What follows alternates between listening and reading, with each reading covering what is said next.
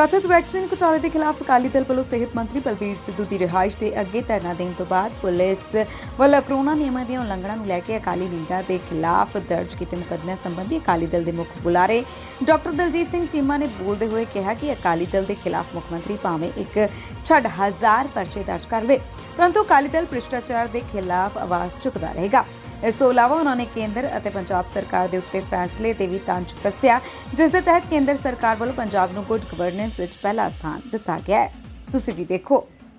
रूपनगर तो सज्जन सिंह सैनी की 0 line TV के लिए रिपोर्ट। चीमा साहब वैक्सीन घोटाले नूं लैके जिहड़ा हैगा धरना दिता गया सीगा, परचे भी दर्ज किए गए अकाली दल दे उत्ते, की कहना चाहते इस नूं लैके की घोटाला जिहड़ा हैगा सामने निकल आया? कांग्रेस सरकार परचा दर्ज करके ये साबित करना चाहती है कि जे तुसी करप्शन दे आवाज़ साडी खिलाफ उठाओगे असीं तुहाडे ते परचा दर्ज कर, असीं इहनूं चैलेंज के तौर ते लैंदे हां कि करप्शन दे अगेंस्ट आवाज़ उठेगी। तुसी एक छड्ड के भावें 1000 परचा कर। और मुख्यमंत्री साहब ने आप हुक्म दे के परचा दर्ज कराया, इसका मतलब है कि उन्हां दीयां भी जड़ां हिलियां कि काम कला बलबीर सिंह सिद्धू तक नहीं, मुख्यमंत्री दफ्तर तक पहुंचा होया। नहीं तो एक संकेतक धरना सीनियर लीडरशिप दे रही है, कोई उत्थे किसी तरह का कोई बादमनी नहीं पैदा की गई, खुली थां दे उत्ते धरना दिता गया, कोई किते भंन तोड़ नहीं हुई, किसी तरह का कोई होर शोर शराबा नहीं किया गया हालातों के मुताबिक। तो सरकार को धन्यवाद करना चाहिए सी कि डेमोक्रेटिक तरीके दे नाल पूरियां गल्लां दा ध्यान रख के, सेहत का ध्यान रख के काम किया गया। पर उल्टा मुख्यमंत्री साहब के देश है कि फटाफट परचा करो, क्योंकि करप्शन कली वैक्सीन तक सीमित नहीं है। पहला तो वैक्सीन के विच मुनाफाखोरी का जी स्कैंडल होया, फिर हुण केंद्र सरकार कह रही है कि 11 लाख तो वध डोजेज दित्तियां हैं, तो जिहड़े साडे सेहत मंत्री साहब कहते भी कितने मिसमैच है, इन्नी तो आई नहीं। हुण शंभू बैरीयर तो अगे गैब किते हुई है, ये हुण नवां स्कैंडल शुरू हो जाना। नाल ही फतेह किट जिहड़ियां खरीदियां सी उहदे च बड़ा वड्डा जिहड़ा करप्शन का स्कैंडल निकला। इस करके स्कैंडल तो कई निकले। लोकी जिहड़े हैगे आ वो बीमारी दे नाल जिहड़े लड़ रहे हैं। सरकार जिहड़ी है वो करप्शन वाले पासे तुरी हुई है। कदी शराब ब्लैक च बेची जाती है, शराब दी नजायज़ फैक्ट्रियां चलाईयां जांदियां, घर घर शराब की डिलीवरी की जाती है, लोगों दी दुकानां बंद करा के ठेके रात नूं खुले रखे जाते हैं मंत्रियों के। इस करके इन्हां नूं लगदा है कि जे हुण आवाज़ उठन लग गई तो ये तो कई कुछ ज़ाहिर होएगा, तां करके परचे शुरू करने। पर परचियां दे नाल कदी भी जिहड़ी है आवाज़ डेमोक्रेसी दे विच दबदी। पहला तो वैक्सीन जो कहता सी 400 रुपये जिहड़े प्रधानमंत्री मोदी ने ऐलान किया भी सारे सूबे में जी है मुफ्त दवाई जी 18+ वाले दी जाऊगी कोरोना वैक्सीन। किवें देखदे इस बयान नूं? देखो, प्रधानमंत्री जी का जो फैसला है वो देरी नाल लिया गया दुरुस्त फैसला। पहले दिन ये चाहिए सी कि इत्थे स्टेटां दी पेशेंस चैक करन दी जां खजाना चैक करन दी जां कैपेसिटी चैक करन दी लोड़ नहीं सी। जिम्मेवारी पहले दिन ही केंद्र सरकार को अपने दिन जिवें बाकी नैशनल प्रोग्राम चलते हैं इम्यूनाइजेशन के, इस तरीके ही इस महामारी के भी केंद्र को पहले दिन खरीद के स्टेटां को देनी चाहिए सी। उन्हों का गलत सी काम कि स्टेटां आप पैसे दे के खरीदन। इस तरीके महामारी के उन्होंने अपनी जिम्मेवारी तो पिछे नहीं सी भजना चाहिए। पर अच्छा हो गया, प्रधानमंत्री जी ने दोबारा सोचा, बहुत अच्छा किया। मैं उन्होंने धन्यवाद करदा कि ये हुण जिहड़ा फैसला लिया ये ठीक फैसला। आ स्टेटां का हाल देख लिया इन्होंने कि साढ़े चोर बाजारी शुरू हो गई। इस करके वो खरीदी के मुफ्त दी जाए। जिन्नी वैक्सीन छेती लगेगी उन्ना ही साडा नेशन का पैसा बचेगा, स्टेटां का पैसा बचेगा, कि महामारी रुकेगी तो जिहड़े बाकी खर्चे ने वो कटणगे। कोरोना किटां की गल कीती है तुसीं, किवें जिहड़ा हैगा पहला 800 वाली समथिंग किट सी वो 3 वारी टेंडर करके 1300 समथिंग दी होगी, तो उहदे च भी कई आशा वर्करां की शिकायतां बहुत आईयां कि ऑक्सीमीटर जिहड़े बड़े घटिया क्वालिटी के चलदे ही नहीं हैगे। किवें देखदे? देखो, 2 तरह के स्टैंडर्ड है। एक तो क्वालिटी जिहड़ियां चीज़ां खरीदियां गईयां वो बहुत घटिया सी, उहदे मुताबिक जिहड़े रेट लाए सी वो बहुत चंगियां चीज़ां ते लै गए सी, जिहड़ियां सप्लाई कीतियां गईयां वो बहुत घटिया सी। एक तो वो स्टैंडर्ड है। दूजा ये है कि जदों एक बारी तुसीं टेंडर किया महामारी के किसी तरीक का और वो सही रेट ते टेंडर तुसीं कर लिया, तो जे दोबारा खरीदण की लोड़ है तो टेंडर के विच प्रोविजन सी भी तुसीं अपना ऑर्डर वधा के उस कंपनी को दे सकते जो सप्लाई करने तैयार है। फिर तुसीं जानबुझ के 10 दिनों बाद कंपनियां चेंज करके हर वारी रेट वधा रहे हो, तो किते ना किते पैसे का लैन देन वध रहा। तुहानूं लालच जाग पिया कि जे दूजी कंपनी सानूं वध पैसा दिंदी है भ्रिष्टाचार दे विच, तुसीं फिर टेंडर ला लिया, तीजे वारी फिर ला लिया, चौथे वारी फिर ला लिया। ये सारा कुछ बैलाफाइड। इसकी इनकुआरी प्रॉपर होनी चाहिए है और जिहड़े भी ये दोषी है ਉਹ ਜਿਹੜੀ ਸਜ਼ਾ ਮਿਲਣੀ ਚਾਹੀਦੀ। ਪਰ ਇਨਕੁਆਇਰੀ ਦਾ ਫਾਇਦਾ ਤਾਂ ਹੈ ਜੇ ਪਹਿਲਾਂ ਸਿਹਤ ਮੰਤਰੀ ਨੂੰ ਹਟਾਓਗੇ। ਜੇ ਸਿਹਤ ਮੰਤਰੀ ਦੀ ਸਾਰੀ ਸਰਪ੍ਰਸਤੀ ਹੈ ਤੇ ਉਹ ਉੱਥੇ ਬੈਠਾ, ਫਿਰ ਇਨਕੁਆਇਰੀ ਦਾ ਵੀ ਮੈਡਮ ਨਹੀਂ ਰਹੇਗਾ। ਤੇ ਉਹੀ ਟੈਂਡਰ ਦੀ ਗੱਲ ਕਰਦੇ 800 ਸਮਥਿੰਗ ਦਾ ਟੈਂਡਰ ਸੀ, ਉਹਦੇ ਬਾਵਜੂਦ ਜਿਹੜੀ ਕਿ 945 ਦੇ ਨਾਲ ਬ੍ਰੇਕ ਕੀਤਾ ਗਿਆ ਕਿੱਟ ਦਾ, ਉਹਨੂੰ ਕਿਵੇਂ ਦੇਖਦੇ ਹੋ ਤੁਸੀਂ? ਮੈਂ ਕਹਿੰਦਾ ਇਹੀ ਤੇ ਭ੍ਰਿਸ਼ਟਾਚਾਰ ਤਾਂ ਇਹਦੇ 'ਚ ਤਾਂ ਨੰਗਾ ਚਿੱਟਾ ਭ੍ਰਿਸ਼ਟਾਚਾਰ ਨਜ਼ਰ ਆਉਂਦਾ। ਤੁਸੀਂ ਤਾਂ ਸਗੋਂ ਟੈਂਡਰ ਤੋਂ ਬਾਅਦ ਕੋਈ ਥੋੜ੍ਹਾ ਬਹੁਤਾ ਵਿੱਚ ਵੜ ਕੇ ਘਟਾਓਗੇ ਤਾਂ ਫਿਰ ਤਾਂ ਚੰਗੀ ਗੱਲ ਹੈ। ਤੁਸੀਂ ਟੈਂਡਰ ਦੇ ਉੱਤੇ ਫਿਰ ਵਧਾ ਕੇ ਦੇ ਰਹੇ ਹੋ, ਕੋਈ ਕਾਰਨ ਤਾਂ ਨਹੀਂ ਹੋਣਾ ਚਾਹੀਦਾ। ਜਿਵੇਂ ਸਾਹਿਬ ਇਹ ਵੀ ਚਰਚਾ ਹੁਣ ਛਿੜ ਗਈ ਹੈ ਵੀ ਕਰੋਨਾ ਕਿੱਟਾਂ ਜਿਹੜੀਆਂ ਹੈਗੀਆਂ ਸਾਰੇ ਲੋਕਾਂ ਨੂੰ ਨਹੀਂ ਪਹੁੰਚੀਆਂ, ਲੋਕਾਂ ਦੇ ਤੱਕ ਕਿਤੇ ਨਾ ਕਿਤੇ ਉਹਦੇ 'ਚ ਵੀ ਲੋਕ ਆਵਾਜ਼ ਚੁੱਕ ਰਹੇ ਵੀ ਇਹਦੀ ਵੀ ਜਾਂਚ ਹੋਣੀ ਚਾਹੀਦੀ ਆ। ਮੈਂ ਕਿਹਾ ਜੀ ਵੈਕਸੀਨ ਕੇਂਦਰ ਕਹਿ ਰਿਹਾ 11 ਲੱਖ ਤੋਂ ਵੱਧ ਗਈ ਹੈ ਤੇ ਸਾਡਾ ਸਿਹਤ ਮੰਤਰੀ ਕਹਿੰਦਾ ਜੀ ਮਿਸਮੈਚ ਹੈ, ਇੰਨੀ ਆਈ ਨਹੀਂ। ਜੇ ਉਹਦੇ 'ਚ ਇੰਨੀ ਗੜਬੜ ਹੈ ਜਿਹੜੀ ਇੱਕ ਸਰਕਾਰ ਤੋਂ ਦੂਜੀ ਸਰਕਾਰ ਤੱਕ ਲੈਣ ਵਾਲੀ, ਤੇ ਇਹ ਤਾਂ ਇਹਨਾਂ ਦੇ ਆਪੋ 'ਚ ਹੀ ਵੰਡਣਾ ਸੀ।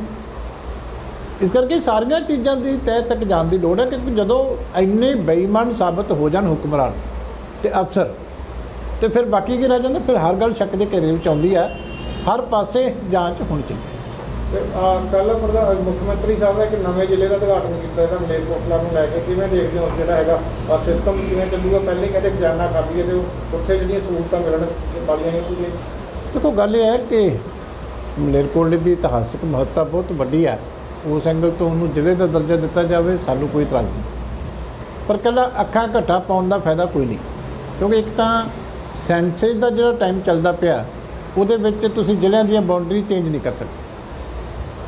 ਜਦੋਂ ਵੀ ਜਨਗਣਨਾ ਸ਼ੁਰੂ ਹੁੰਦੀ ਹੈ ਤੇ ਸਾਰੇ ਐਡਮਿਨਿਸਟ੍ਰੇਟਿਵ ਯੂਨਿਟ ਜਿਹੜੇ ਆ ਉਹ ਬਲਾਕ ਹੋ ਜਾਂਦੇ ਆ। ਜਿੱਥੇ ਡਿਸਟ੍ਰਿਕਟ ਦੀ ਬਾਉਂਡਰੀ ਹੈ ਉਹ ਨਹੀਂ ਚੇਂਜ ਹੋ ਸਕਦੀ, ਜਿੱਥੇ ਬਲਾਕ ਦੀ ਬਾਉਂਡਰੀ ਹੈ ਉਹ ਨਹੀਂ ਚੇਂਜ ਹੋ ਸਕਦੀ। ਤੇ ਫਿਰ ਇਹਨਾਂ ਹਾਲਾਤਾਂ 'ਚ ਜਦੋਂ ਸੈਂਸਸ ਦਾ ਆਰਡਰ ਹੋਇਆ ਤੇ ਤੁਸੀਂ ਜ਼ਿਲ੍ਹੇ ਦਾ ਨਾ ਤਾਂ ਸਾਈਜ਼ ਵਧਾ ਸਕਦੇ ਹੋ, ਨਾ ਕੋਈ ਤਹਿਸੀਲ ਐਡ ਕਰ ਸਕਦੇ ਹੋ, ਫਿਰ ਡਰਾਮਾ ਹੀ ਹੋ ਗਿਆ। ਜੇ ਨਵੀਂ ਕੋਈ ਤਹਿਸੀਲ ਨਹੀਂ ਐਡ ਹੋਣੀ, ਉਹਨੂੰ ਪੂਰਾ ਰੈਵਨਿਊ ਦੇ ਤੌਰ ਦੇ ਉੱਤੇ ਸੈਲਫ ਸਫੀਸ਼ੀਐਂਟ ਨਹੀਂ ਬਣਨਾ, ਤੇ ਫਿਰ ਉਹ ਜ਼ਿਲ੍ਹਾ ਤਾਂ ਕੌਣ ਦਿੰਦੇ ਨੇ? ਫਿਰ ਤਾਂ ਤੁਸੀਂ ਨਾਮ ਹੀ ਦਿੱਤਾ ਜ਼ਿਲ੍ਹੇ ਦਾ, ਬਕਾਇਦਾ ਤੌਰ ਤੇ ਉੱਤੇ ਹੋ ਹੀ ਰਿਹਾ। ਉਹ ਤਾਂ ਫਿਰ ਤੁਸੀਂ ਸਟੇਟ ਦਾ ਫਾਈਨੈਂਸ਼ੀਅਲ ਬਰਡਨ ਹੀ ਵਧਾਇਆ ਕਿ ਤੁਸੀਂ ਐਡਮਿਨਿਸਟ੍ਰੇਟਿਵ ਬਰਡਨ ਹੋਰ ਪਾੜਿਆ ਸਟੇਟ ਦੇ ਉੱਤੇ, ਤੇ ਉਹੀ ਕੰਮ ਜਿਹੜਾ ਅੱਗੇ ਉੱਥੇ ਐਸਟੀਐਮ ਕਰਦਾ ਸੀ ਉਹ ਡੀਸੀ ਕਰਿਆ ਕਰੂਗਾ। ਉਹਨਾਂ ਦੇ ਟਾਈਮ ਨੂੰ ਵੀ ਤੁਸੀਂ ਅੰਡਰ ਯੂਟਿਲਾਈਜ਼ ਕਰ ਰਹੇ ਹੋ। ਫਿਰ ਜੇ ਤਾਂ ਜਿਹੜਾ ਬਣਾਉਣਾ ਤਾਂ ਇੱਕ ਉਹੋ ਜਿਹੀ ਇਕਾਈ ਬਣਾਉਣੀ ਚਾਹੀਦੀ ਹੈ ਪੂਰੀ, ਜਿਹਦਾ ਪਬਲਿਕ ਨੂੰ ਵੀ ਫਾਇਦਾ। ਤੇ ਹੋਰ ਤਹਿਸੀਲਾਂ ਜਿਹੜੀਆਂ ਲੋਕੀ ਉਹਦੇ 'ਚ ਜਾ ਸਕਦੀਆਂ, ਉਹਦੇ ਫੈਸਲੇ ਕਰਨੇ ਚਾਹੀਦੇ ਸੀ, ਪਰ ਉਹ ਨਹੀਂ ਕੀਤੇ ਗਏ। ਸਿਰਫ ਉਹੀ ਪੁਰਾਣਾ ਏਰੀਆ ਜਿਹੜੀ ਤਹਿਸੀਲ ਹੈ ਉਸੇ ਏਰੀਏ ਨੂੰ ਹੀ ਜਿਹੜਾ ਦੁਬਾਰਾ ਕਰਕੇ ਤੁਸੀਂ ਫਾਈਨਲ ਕਰ ਦਿੱਤਾ।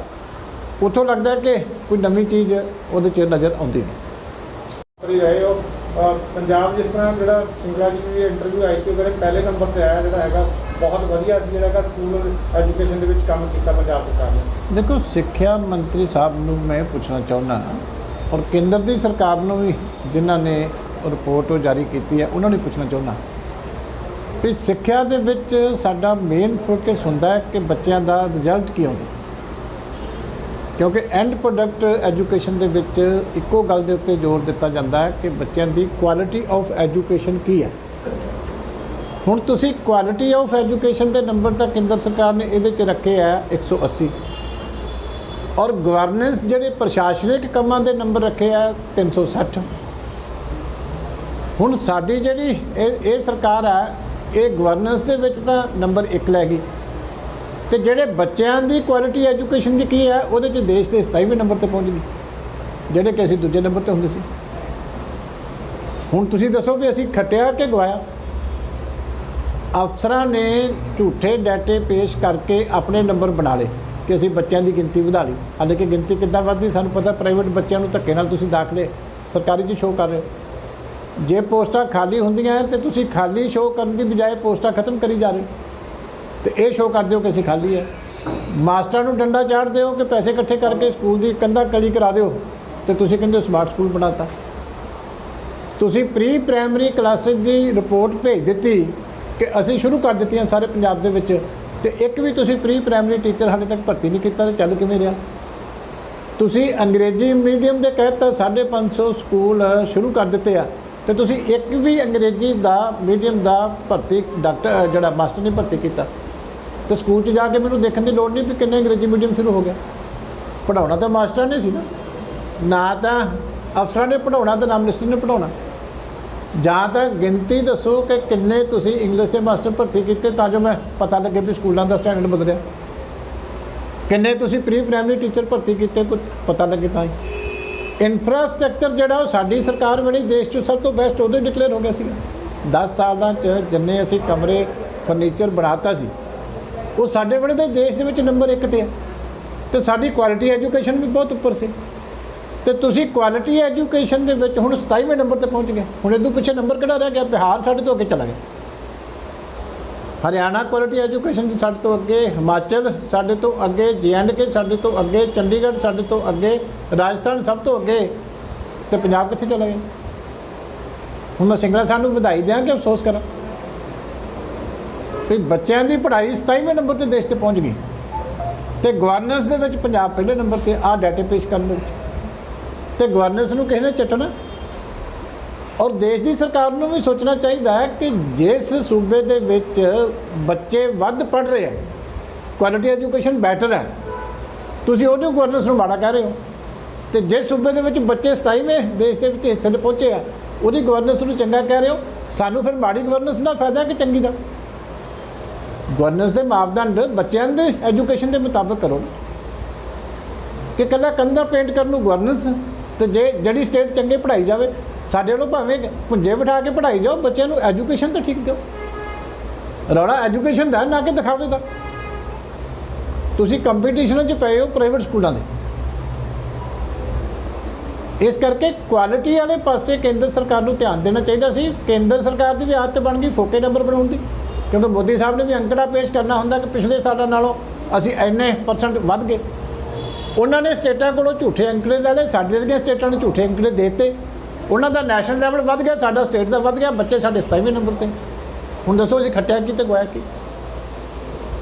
ਜਿਵੇਂ ਸਾਹਿਬ ਐਜੂਕੇਸ਼ਨ ਮਿਨਿਸਟਰ ਰਹੇ ਹੋ, ਜਿਵੇਂ ਸਰਕਾਰ ਵੱਲੋਂ ਫੈਸਲਾ ਕੀਤਾ ਗਿਆ +2 ਦੇ ਬੱਚਿਆਂ ਨੂੰ ਬਿਨਾਂ ਪੇਪਰ ਲਿਖਤੇ ਪ੍ਰਮੋਟ ਕਰਨ ਦਾ, ਕਿਵੇਂ ਦੇਖਦੇ ਇਸ ਚੀਜ਼ ਨੂੰ ਕਿ ਅੱਗੇ ਜਾ ਕੇ ਉਹ ਜਿਹੜਾ ਹੈਗਾ ਦੂਜੇ ਬੱਚਿਆਂ ਦਾ ਵਿਦੇਸ਼ਾਂ ਵਿੱਚ ਜਾ ਕੇ ਮੁਕਾਬਲਾ ਕਰ ਪਾਉਣਗੇ? ਦੇਖੋ, ਸਾਡੀ ਗਵਰਨੈਂਸ ਤਾਂ ਇੱਥੇ ਹੀ ਫਸਟ ਹੈ। ਸਾਡੇ ਅਫਸਰਾਂ ਨੇ 100% ਨਤੀਜਾ 10ਵੀਂ ਦਾ ਕੱਢਤਾ। ਸਾਰੀ ਦੁਨੀਆ ਇਹ ਮੰਨਦੀ ਹੈ ਕਿ ਆਨਲਾਈਨ ਟੀਚਿੰਗ ਕਾਮਯਾਬ ਨਹੀਂ ਹੋ ਸਕਦੀ, ਕਿਉਂਕਿ ਅੱਧੇ ਬੱਚਿਆਂ ਕੋਲ ਤਾਂ ਘਰਾਂ ਦੇ ਵਿੱਚ ਆਨਲਾਈਨ ਟੀਚਿੰਗ ਦਾ ਪ੍ਰਬੰਧ ਨਹੀਂ ਹੈਗਾ, ਗਰੀਬ ਬੱਚਿਆਂ ਕੋਲ ਫੋਨ ਨਹੀਂ ਹੈਗੇ। ਸਾਰੇ ਤੁਸੀਂ ਮੰਨਦੇ ਹੋ ਕਿ ਸਾਰੇ ਥਾਵਾਂ 'ਤੇ ਇੰਟਰਨੈਟ ਨਹੀਂ ਹੈਗੇ। ਅੱਜ ਤਾਂ ਚਲੇ ਜਾਓ ਕੰਢੀ ਦੇ ਏਰੀਏ 'ਚ, ਕਿੰਨੇ ਪਿੰਡਾਂ 'ਚ ਇੰਟਰਨੈਟ ਚੱਲਦਾ? ਨਾ ਪਿੰਡਾਂ 'ਚ ਇੰਟਰਨੈਟ, ਇਹ ਵੀ ਅਸੀਂ ਮੰਨਦੇ ਹਾਂ। ਨਾ ਸਾਰੇ ਬੱਚਿਆਂ ਕੋਲ ਫੋਨ, ਇਹ ਵੀ ਅਸੀਂ ਮੰਨਦੇ ਹਾਂ। ਤੇ ਰਿਜ਼ਲਟ ਸਾਡਾ 100%। ਫਿਰ ਇਹ ਗੁੱਡ ਗਵਰਨੈਂਸ ਹੀ ਹੋਈ ਨਾ। ਹੁਣ ਅੱਗੇ ਅਸੀਂ ਕਹਿੰਦੇ ਸੀ ਜਾਲੀ ਡਾਟਾ, ਹੁਣ ਅਸੀਂ ਕਹਿੰਦੇ ਗੁੱਡ ਗਵਰਨੈਂਸ। ਇਹ ਅਸੀਂ ਇੰਨੀ ਅੱਛੀ ਗੁੱਡ ਗਵਰਨੈਂਸ ਕਰਤੀ ਕਿ ਅਸੀਂ 100% ਨਤੀਜਾ ਕੱਢ ਕੇ ਸਾਰਿਆਂ ਨੂੰ ਖੁਸ਼ ਕਰਤਾ ਕਿ ਸਾਰੇ ਪੱਪੂ ਪਾਸ ਹੋ ਗਏ। ਤੇ ਕੱਲ੍ਹ ਨੂੰ ਹੁਣ ਜਦੋਂ ਮੁਕਾਬਲੇ ਹੋਣਗੇ ਤਾਂ ਕਿੱਥੇ ਜਾਣਗੇ? ਇਹੀ ਹੁਣ ਇਹਨਾਂ ਨੂੰ 12ਵੀਂ ਦਾ ਦੇ ਦਿਓ ਇਹਨਾਂ ਨੇ ਫਿਰ, ਕਿਉਂਕਿ ਇਹਨਾਂ ਦਾ ਮਤਲਬ ਤੇ ਹੈ ਕਿ ਅਸੀਂ ਤਾਂ ਇਸ਼ਤਿਹਾਰ ਦੇਣਾ ਅਖਬਾਰ ਦੇ ਵਿੱਚ, ਉਹ ਸਾਡਾ 100% ਹੋ। ਪਰ ਮਾਂ ਪਿਓ ਕੱਲ੍ਹ ਨੂੰ ਕਿੱਥੇ ਜਾਣਗੇ ਉਹਨਾਂ ਬੱਚੇ ਨੂੰ ਲੈ ਕੇ? ਉਹਨਾਂ ਦੇ ਤਾਂ ਬੱਚੇ ਆ। ਜੇ ਉਹਨਾਂ ਦੇ ਪੱਲੇ ਕੁਛ ਨਹੀਂ ਹੋਊਗਾ ਜ਼ਿੰਦਗੀ 'ਚ, ਉਹਨਾਂ ਨੇ ਬਾਹਰਲੇ ਦੇਸ਼ਾਂ 'ਚ ਜਾਣਾ, ਬਾਕੀ ਥਾਵਾਂ 'ਤੇ ਜਾਣਾ, ਮੁਕਾਬਲਾ ਕਿਹਦੇ ਨਾਲ ਕਰਨਾ? ਇੱਥੇ ਸੋਚਣਾ ਪਏ। ਚੀਮਾ ਸਾਹਿਬ, ਇੱਕ ਗੁੱਡ ਗਵਰਨੈਂਸ ਦੇ ਵਿੱਚ ਪੰਜਾਬ ਨੂੰ ਪਹਿਲਾ ਨੰਬਰ ਦਿੱਤਾ ਕੇਂਦਰ ਵੱਲੋਂ, ਕਿਵੇਂ ਦੇਖਦੇ ਇਸ ਚੀਜ਼ ਨੂੰ? ਦੇਖੋ, ਗੱਲ ਇਹ ਹੈ ਕਿ ਜਿਹੜੀ ਗੁੱਡ ਗਵਰਨੈਂਸ ਹੈ ਉਹਦੇ ਮਾਇਨੇ ਜਿਹੜੇ ਆ, ਮੈਨੂੰ ਲੱਗਦਾ ਹੈ ਕਿ ਹੁਣ ਬਦਲਣੇ ਪੈਣੇ। ਜੇ ਤਾਂ ਜਾਲਸਾਜ਼ੀ ਗੁੱਡ ਗਵਰਨੈਂਸ ਹੈ, ਕਵਰ ਅਪ ਕਰਨਾ ਚੀਜ਼ਾਂ ਦਾ ਗੁੱਡ ਗਵਰਨੈਂਸ ਹੈ, ਤੇ ਫਿਰ ਤਾਂ ਵਾਕਿਆ ਹੀ ਸਾਡੀ ਪੰਜਾਬ ਦੀ ਸਰਕਾਰ ਜਿਹੜੀ ਹੈ ਉਹ ਗੁੱਡ ਗਵਰਨੈਂਸ ਉਹਨੂੰ ਕਹੀ ਜਾ ਸਕਦੀ। ਪਰ ਜੇ ਤੁਸੀਂ ਜਾਲਸਾਜ਼ੀ ਕਰਕੇ, ਫਿਗਰਾਂ ਨੂੰ ਫੱਜ ਕਰਕੇ, ਜਾਲੀ ਡਾਟੇ ਪੇਸ਼ ਕਰਕੇ ਇਹ ਅਵਾਰਡ ਹਾਸਲ ਕਰਦੇ ਹੋ, ਤੇ ਸਟੇਟ ਵਾਸਤੇ ਇਹੋ ਜਿਹੀ ਗੁੱਡ ਗਵਰਨੈਂਸ ਇਨ ਦਾ ਲੌਂਗ ਰਨ ਬਹੁਤ ਖਤਰਨਾਕ ਹੋ ਸਕਦੀ। ਹੁਣ ਐਜੂਕੇਸ਼ਨ ਦੇ ਵੀ ਅੰਕੜੇ ਛਪੇ ਆ, ਉਹਦੇ 'ਚ ਵੀ ਗਵਰਨੈਂਸ ਤਾਂ ਪੂਰੀ ਗੁੱਡ ਆ, ਪਰ ਬੱਚਿਆਂ ਦਾ ਪੜ੍ਹਾਈ ਦੇ ਵਿੱਚ ਨੰਬਰ ਜਿਹੜਾ ਸੀ ਸਾਡਾ ਦੇਸ਼ ਦੇ ਵਿੱਚ ਉਹ 27ਵੇਂ ਨੰਬਰ ਦੇ ਉੱਤੇ ਪਹੁੰਚ ਗਿਆ। ਹੁਣ ਦੱਸੋ ਇਹ ਗੁੱਡ ਗਵਰਨੈਂਸ ਹੈ? ਜਿਨ੍ਹਾਂ ਸਟੇਟਾਂ ਦੀ ਗਵਰਨੈਂਸ ਮਾੜੀ ਸੀ ਉਹਨਾਂ ਦੇ ਬੱਚੇ ਮੋਹਰੀਆਂ ਕਤਾਰਾਂ 'ਚ। ਹੁਣ ਉਹ ਗਵਰਨੈਂਸ ਚੰਗੀ ਕਿ ਫਿਰ ਇਹਨਾਂ ਦੀ ਗੁੱਡ ਗਵਰਨੈਂਸ ਚੰਗੀ? 27ਵੇਂ ਨੰਬਰ ਦੇ ਉੱਤੇ ਪੰਜਾਬ ਵਰਗੀ ਸਟੇਟ ਐਜੂਕੇਸ਼ਨ ਦੇ ਵਿੱਚ ਬੱਚਿਆਂ ਦੀ ਪੜ੍ਹਾਈ ਦੇ ਮਿਆਰ ਦੇ ਵਿੱਚ, ਕੁਆਲਿਟੀ ਐਜੂਕੇਸ਼ਨ ਦੇ ਵਿੱਚ ਪਹੁੰਚ ਗਈ। ਹਰਿਆਣਾ ਸਾਡੇ ਤੋਂ ਅੱਗੇ, ਹਿਮਾਚਲ ਸਾਡੇ ਤੋਂ ਅੱਗੇ, JNK ਸਾਡੇ ਤੋਂ ਅੱਗੇ, ਚੰਡੀਗੜ੍ਹ ਸਾਡੇ ਤੋਂ ਅੱਗੇ, ਰਾਜਸਥਾਨ ਸਾਡੇ ਤੋਂ ਅੱਗੇ, ਬਿਹਾਰ ਵੀ ਸਾਡੇ ਤੋਂ ਅੱਗੇ। ਤੇ ਉਹ ਸਟੇਟਾਂ ਦੀ ਗਵਰਨੈਂਸ ਪੂਅਰ ਤੇ ਸਾਡੀ ਗੁੱਡ। ਹੁਣ ਮੈਨੂੰ ਨਹੀਂ ਸਮਝ ਲੱਗਦੀ ਮੈਂ ਇਹਨਾਂ ਨੂੰ ਵਧਾਈ ਦਿਆਂ ਕਿ ਅਫਸੋਸ ਕਰਾਂ। ਇੱਕ ਚਰਨਜੀਤ ਸਿੰਘ ਮੰਤਰੀ ਜਿਹੜੇ ਹੈਗੇ ਆ, ਕੈਬਨਿਟ ਮੰਤਰੀ ਕਾਂਗਰਸ ਸਰਕਾਰ ਦੇ, ਉਹਨਾਂ ਨੇ ਵਿਰੋਧ ਕੀਤਾ ਕਿ ਦਰਜਾ 4 ਜਿਹੜੇ ਹੈਗੇ ਮੁਲਾਜ਼ਮਾਂ ਦੀ ਕੱਚੀ ਭਰਤੀ ਸਰਕਾਰ ਕਰ ਰਹੀ, ਉਹਨਾਂ ਦਾ ਵਿਰੋਧ ਕਰਦਾ ਉਹਦੀ ਪੱਕੀ ਭਰਤੀ ਹੋਣੀ ਚਾਹੀਦੀ ਆ। ਆਪਣੀ ਸਰਕਾਰ ਦੇ ਖਿਲਾਫ ਉਹਨਾਂ ਨੇ ਜਿਹੜੀ ਹੈ ਸਟੇਟਮੈਂਟ ਦਿੱਤੀ ਹੈ ਜੀ। ਦੇਖੋ, ਚੰਨੀ ਜੀ ਨੂੰ ਮੈਂ ਬੇਨਤੀ ਕਰਦਾ ਕਿ ਸਾਨੂੰ ਤਾਂ ਪਤਾ ਵੀ ਉਹਨਾਂ ਨੂੰ ਹੁਣ ਜਿੱਥੇ ਪਹੁੰਚ ਗਏ ਇਸ ਤੋਂ ਵੱਧ ਹੋਰ ਕੋਈ ਹਾਸਲ ਨਹੀਂ ਹੋਣਾ, ਪਰ ਫਿਰ ਵੀ ਮੰਤਰੀ ਦੇ ਪਦ ਦੇ ਉੱਤੇ ਬਹਿ ਕੇ ਇਹ ਕਹੀ ਜਾਣਾ ਕਿ ਮੈਂ ਸਫਾਈ ਸੇਵਕਾਂ ਦੇ ਹੱਕ ਚਾਂ ਤੇ ਉਹਦੀ ਗੱਲ ਨਾ ਸੁਣੇ, ਇਹ ਬਹੁਤ ਅਹੁਦੇ ਨੂੰ ਸੱਟ ਵੱਜਦੀ। ਇਸ ਕਰਕੇ ਜੇ ਭਲਾ ਕਰਦੇ ਨੇ ਤੇ ਆਪ ਵੀ ਨਾਲ ਜਿਹੜਾ ਹੈਗਾ ਉਹਨਾਂ ਦੀਆਂ ਅਸੀਸਾਂ ਖੱਟ ਲੈਣ, 2 ਲੈਣਾ ਅਸਤੀਫਾ ਦੇ ਦੇਣ ਇਸ ਇਸ਼ੂ ਦੇ ਉੱਤੇ, ਤੇ ਮੈਂ ਸਮਝਦਾ ਉਹਨਾਂ ਦਾ ਬਹੁਤ ਵੱਡਾ ਭਲਾ। ਕਿਉਂਕਿ ਇੱਕ ਤਾਂ ਅਹੁਦੇ ਦੀ ਮਰਿਆਦਾ ਕਾਇਮ ਰਹਿ ਜਾਏਗੀ, ਕਿਉਂਕਿ ਜੇ ਤੁਸੀਂ ਬੈਠੇ ਹੋ ਤੁਹਾਡੀ ਸੁਣਦਾ ਹੀ ਕੋਈ ਨਹੀਂ, ਤੇ ਉਹ ਜਿਹੇ ਅਹੁਦੇ ਨੂੰ ਰੱਖ ਕੇ ਕੀ ਕਰਨਾ। 6 ਮਹੀਨੇ ਬਾਅਦ ਤੁਹਾਨੂੰ ਲੋਕਾਂ ਨੇ ਲਾ ਦੇਣਾ, ਇਹ ਮੈਂ ਗਰੰਟੀ ਦੇ ਦੇਣਾ, ਤੇ ਫਿਰ ਵੀ ਲੱਥਣਾ ਹੀ ਹੈ, ਇੱਜ਼ਤ ਨਾਲ ਲੱਥ ਜਾਓ। ਕੋਈ 4 ਬੰਦੇ ਅਸੀਸਾਂ ਦੇਣਗੇ, ਇਸ ਕਰਕੇ ਅਸਤੀਫਾ ਦੇ ਦਿਓ ਤੇ ਹਾਲੇ ਵੀ ਚੰਗੇ ਰਹੇ। ਪੰਜਾਬ ਵਿਧਾਨ ਸਭਾ ਦੇ ਸਪੀਕਰ ਜਿਹੜੇ ਹੈਗੇ ਸਫਾਈ ਸੇਵਕਾਂ ਦੇ, ਉਹਨਾਂ ਨੇ ਨਾਲ ਹੋਣ ਦੀ ਗੱਲ ਕਹੀ। ਉਹਨਾਂ ਨੇ ਕਿਹਾ ਕਿ ਹਾਂ ਮੰਗਾਂ ਜਾਇਜ਼ ਹੈਗੀਆਂ, ਤੇ ਉੱਥੇ ਜਾ ਕੇ ਬੈਠ ਕੇ ਗੱਲਬਾਤ ਕਰਕੇ ਨੰਗਲ ਦੇ ਵਿੱਚ। ਦੇਖੋ, ਗੱਲ ਇਹ ਹੈ ਕਿ ਸਪੀਕਰ ਸਾਹਿਬ ਬੜਾ ਵੱਡਾ ਸੂਬੇ ਦਾ ਵਕਾਰੀ ਅਹੁਦਾ ਹੁੰਦਾ। ਮੁੱਖ ਮੰਤਰੀ ਸਾਹਿਬ ਨੂੰ ਵੀ ਉੱਥੇ ਬੈਠਣ ਲੱਗਿਆਂ ਪਹਿਲਾਂ ਨਮਸਕਾਰ ਕਰਨੀ ਪੈਂਦੀ। ਇਸ ਕਰਕੇ ਸਪੀਕਰ ਸਾਹਿਬ ਨੂੰ ਮੇਰੀ ਬੇਨਤੀ ਹੈ ਕਿ ਆਪਣੀ ਤਾਕਤ ਦੀ ਵਰਤੋਂ ਕਰੋ। ਹੁਕਮ ਕਾਫੀ ਹੁੰਦਾ ਸਪੀਕਰ ਦਾ, ਇਹ ਧਰਨਿਆਂ ਤੇ ਜਾ ਕੇ ਬਹਿ ਕੇ ਇੱਦਾਂ ਵਾਹ ਨਹੀਂ ਖੱਟੀ ਜਾਣੀ। ਹੁਕਮ ਕਰ ਦਿਓ ਚੱਜ ਨਾਲ ਤੇ ਉਹਨਾਂ ਦਾ ਭਲਾ ਹੋ। ਚੀਮਾ ਸਾਹਿਬ, ਅੱਜ ਹਰ ਜਿਹੜੇ ਮੁਲਾਜ਼ਮ ਅੱਜ ਦੇ ਸਾਰੇ ਵਰਗ ਸਰਕਾਰ ਦੇ ਖਿਲਾਫ ਧਰਨਿਆਂ ਦੇ ਉੱਤੇ ਬੈਠੇ, ਚਾਹੇ ਸਿਹਤ ਮੁਲਾਜ਼ਮ, ਸਿੱਖਿਆ ਹੋ ਗਏ, ਤੇ ਆਮ ਜਿਹੜੇ ਹੈਗੇ ਸਰਕਾਰੀ ਦਫ਼ਤਰ, DC ਦਫ਼ਤਰ ਹੋ ਗਏ, ਕਿਵੇਂ ਦੇਖਦੇ ਹੋ ਸਰਕਾਰ ਨੂੰ ਇੱਕ ਨੰਬਰ ਦਾ ਜਿਹੜਾ ਹੈਗਾ ਮਿਲ ਰਿਹਾ ਅਵਾਰਡ ਗੁੱਡ ਗਵਰਨੈਂਸ ਦਾ, ਤੇ ਦੂਜੇ ਪਾਸੇ ਪੂਰੇ ਪੰਜਾਬ ਦੇ ਮੁਲਾਜ਼ਮ ਜਥੇਬੰਦੀਆਂ ਧਰਨੇ ਦੇ ਜੀ, ਕਿਵੇਂ ਦੇਖਦੇ ਹੋ? ਦੇਖੋ, ਸਾਡੇ ਕੰਪੀਟੀਸ਼ਨ ਹੀ ਧਰਨਿਆਂ ਦਾ ਚੱਲ ਰਿਹਾ, ਸਾਡੀ ਸਰਕਾਰ ਹੀ ਧਰਨੇ ਤੇ ਆ। ਤੁਸੀਂ ਦੱਸੋ 4.5 ਸਾਲਾਂ ਦੇ ਵਿੱਚ ਸਾਡੀ ਸਰਕਾਰ ਨੇ ਕੋਈ ਕੰਮ ਕੀਤਾ ਹੋਵੇ, ਕਿਤੇ ਸਰਕਾਰ ਨਜ਼ਰ ਆਈ ਹੋਵੇ? ਸਾਡੀ ਸਰਕਾਰ ਹੀ ਉੱਥੇ ਫੋਰੈਸਟ ਦੇ ਵਿੱਚ ਧਰਨੇ ਤੇ, ਤਾਂ ਹੀ ਗੁੱਡ ਗਵਰਨੈਂਸ 1 ਨੰਬਰ 'ਤੇ ਆਈ, ਕਿਉਂਕਿ ਕੰਪੀਟੀਸ਼ਨ ਹੀ ਧਰਨਿਆਂ ਦਾ ਚੱਲ ਰਿਹਾ। ਤੇ ਸਭ ਤੋਂ ਵੱਡਾ ਧਰਨਾ ਸਰਕਾਰ ਨੇ ਲਾਇਆ, ਉਹ ਨਿਕਲੇ ਨਹੀਂ ਬਾਹਰ। ਜਿਸ ਦਿਨ ਦੀ ਸਹੁੰ ਚੁੱਕੀ ਹੈ ਉਦੋਂ ਦੇ ਧਰਨੇ ਤੇ ਆ, ਤੇ ਇਹੀ ਇਹਨਾਂ ਦੀ ਗੁੱਡ ਗਵਰਨੈਂਸ ਹੈ। ਆਪਸੀ ਕਲੇਸ਼ ਨੂੰ ਕਿਵੇਂ ਦੇਖਦੇ ਹੋ, ਜਿਹੜਾ ਹੈਗਾ ਹਾਲੇ ਤੱਕ ਉਹਦਾ ਕੋਈ ਜਿਹੜਾ ਇਹਨਾਂ ਦਾ ਹੱਲ ਨਹੀਂ ਹੋਇਆ, ਤੇ ਲਗਾਤਾਰ ਕਾਂਗਰਸ ਦੇ ਕੋਈ ਵੱਡੇ ਲੀਡਰ ਵੀ ਜਿਹੜੇ ਕਾਂਗਰਸ ਛੱਡ ਕੇ ਜਾ ਰਹੇ? ਦੇਖੋ, ਗੱਲ ਇਹ ਹੈ ਕਿ ਹੁਣ ਲੋਕਾਂ ਨੇ ਜੋ ਇਹਨਾਂ ਦੀ ਹਾਲਤ ਕਰਨੀ ਹੈ ਉਹਦੇ ਤੋਂ ਡਰਦੇ ਇਹ ਬਲੇਮ ਇੱਕ ਦੂਜੇ 'ਤੇ ਪਾਈ ਜਾਂਦੇ, ਕਿਉਂਕਿ ਗੁਟਕਾ ਸਾਹਿਬ ਹੱਥਾਂ 'ਚ ਫੜ ਕੇ ਸਹੁੰਆਂ ਖਾਣੀਆਂ ਫਿਰ ਉਹ ਤੋਂ ਮੁਕਰਨਾ, ਇਹ ਪੰਜਾਬ ਦੀ ਜਨਤਾ ਬਰਦਾਸ਼ਤ ਨਹੀਂ ਕਰਦੀ। ਇਸ ਕਰਕੇ ਹੁਣ ਸਮਾਂ ਨੇੜੇ ਆ ਗਿਆ। ਜਿਉਂ-ਜਿਉਂ ਲੋਕਾਂ ਦਾ ਉਹਨਾਂ ਨੂੰ ਬੇਚੈਨੀ ਜਿਹੜੀ ਹੈ ਉਹਦੀ ਸਮਝ ਪੈਂਦੀ ਹੈ, ਉਵੇਂ ਹੀ ਡੁੱਬਦੀ ਬੇੜੀ 'ਚੋਂ ਸਾਰੇ ਛਾਲਾਂ ਮਾਰਦੇ ਹੁੰਦੇ, ਹੁਣ ਸਾਰੇ ਭੱਜਣ ਨੂੰ ਫਿਰਦੇ।